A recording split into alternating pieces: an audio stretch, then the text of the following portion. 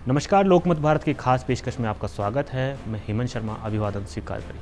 राजस्थान की राजनीति एक बार फिर उसी पुराने सत्ता संघर्ष के केंद्र में आ गई है जिसकी चर्चा पहले भी थी।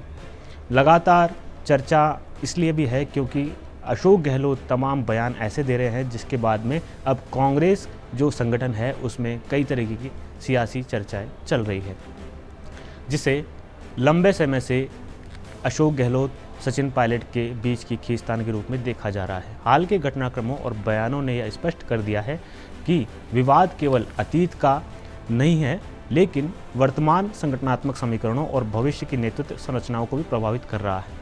25 सितंबर 2022 की राजनीतिक हलचल और 2020 के मानेसर प्रकरण का उल्लेख एक बार फिर से सामने आने के बाद राजस्थान कांग्रेस में बहस तेज हो गई है।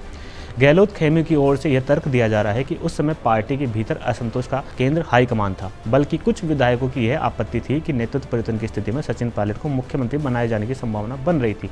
इस दृष्टिकोण के अनुसार यह विरोध संगठनात्मक अनुशासन या पार्टी नेतृत्व के खिलाफ विद्रोह नहीं था, बल्कि आंतरिक राजनीतिक असमिति का परिणाम था। इसके विपरीत पायलट खेमे का मत इससे अलग है। उनका कहना था कि घटनाओं की यह व्याख्या एक तरफा और वास्तविकता को सरल बनाकर पेश करती है। उनके अनुसार 2020 में मानेसर प्रकरण और 2022 की राजनीतिक हलचल को केवल व्यक्तिगत नेतृत्व संघर्ष के रूप में देखना उचित नहीं होगा। पायलट समर्थक का ये भी दावा करते हैं कि यदि यह वास्तव में हाईकमान के खिलाफ बगावत नहीं थी तो फिर इसे केवल आंतरिक सत्ता संतुलन की लड़ाई के रूप में क्यों प्रस्तुत किया जा रहा है। यह दृष्टिकोण इस बात पर जोर देता है कि पार्टी के भीतर असंतोष व्यापक था और यह केवल किसी एक व्यक्ति के खिलाफ सीमित नहीं था। इंडियन नेशनल कांग्रेस के भीतर राजस्थान इकाई लंबे समय से गुटिया राजनीति का उदाहरण मानी जाती रही है। एक और अनुभवी और लंबे समय तक मुख्यमंत्री रहे अशोक गहलोत का मजबूत प्रशासनिक और राजनीतिक नेटवर्क है, तो दूसरी ओर युवा नेतृत्व के रूप में सचिन पायलट का अपना जनाधार और संगठनात्मक प्रभाव है। दोनों नेताओं के बीच संतुलन साधने की कोशिश पार्टी हाईकमान के लिए लगातार चुनौती रही है।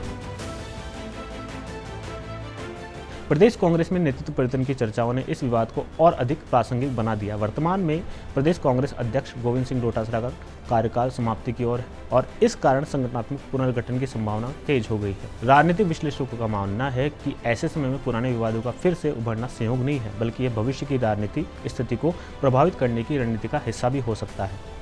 पायलट खेमे की ओर से यह भी कहा जाता है कि पार्टी ने पिछले कुछ वर्षों में संतुलन बनाने की कोशिश की है। मानेसर प्रकरण के बाद पायलट के कुछ समर्थकों को मंत्रिमंडल में स्थान दिया गया था, जिससे यह संकेत गया कि पार्टी ने किसी न किसी रूप में समझौते की राह अपनाई है। इसके अलावा विधानसभा चुनाव के बाद कई पायलट समर्थक विधायक सक्रिय भूमिका में लौटे, जिससे स्पष्ट हुआ कि उनका राजनीतिक प्रभाव पूरी तरह समाप्त नहीं हुआ है। दूसरी ओर गहलोत खेमे का तर्क है कि राजस्थान में कांग्रेस सरकार की स्थिरता और प्रशासनिक निरंतरता उनके नेतृत्व में संभव रही है। वे यह दावा भी करते हैं कि संगठन के भीतर समय समय पर उत्पन्न असंतोष को राजनीतिक कौशल के साथ संभाला है। इस दृष्टिकोण से गहलोत खुद को स्थिरता के प्रतीक रूप में प्रस्तुत करते हैं, जबकि पायलट खेमे की गतिविधियों को चुनौतीपूर्ण राजनीतिक हस्तक्षेप के रूप में देखा जाता है। वर्तमान स्थिति में सबसे महत्वपूर्ण पहलू यह है कि दोनों नेता सार्वजनिक रूप से एक दूसरे के खिलाफ तीखे बयान देते से बचते हैं, लेकिन उनके समर्थक खेमे लगातार राजनीतिक नैरेटिव को प्रभावित करने में सक्रिय रहते हैं। पायलट के समर्थक ये भी बताते हैं कि उन्होंने हाल के वर्षों में पार्टी संगठन के लिए कई राज्यों में सक्रिय भूमिका निभाई है, जबकि राजस्थान में भी उन्होंने संयमित राजनीतिक रुख अपनाया है। इसके अतिरिक्त टीकाराम जूली जैसे नेता और अन्य राज्य स्तरीय नेतृत्व भी इस संतुलन को बनाए रखने में महत्वपूर्ण भूमिका निभा रहे हैं। हालांकि वास्तविक शक्ति संतुलन अभी भी गहलोत और पायलट के बीच ही केंद्रित माना जाता है।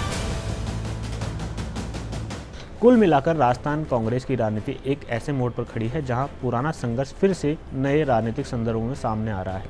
यह केवल व्यक्तियों का विवाद नहीं है, बल्कि संगठनात्मक नियंत्रण, नेतृत्व की वैधता, भविष्य की राजनीतिक दिशा का प्रश्न बन चुका है। जब तक इन दोनों नेताओं के बीच स्पष्ट राजनीतिक समझ या पुनः संतुलन नहीं बनता, तब तक राजस्थान कांग्रेस में यह गुटबाजी पूरी तरह समाप्त नहीं होती दिखती।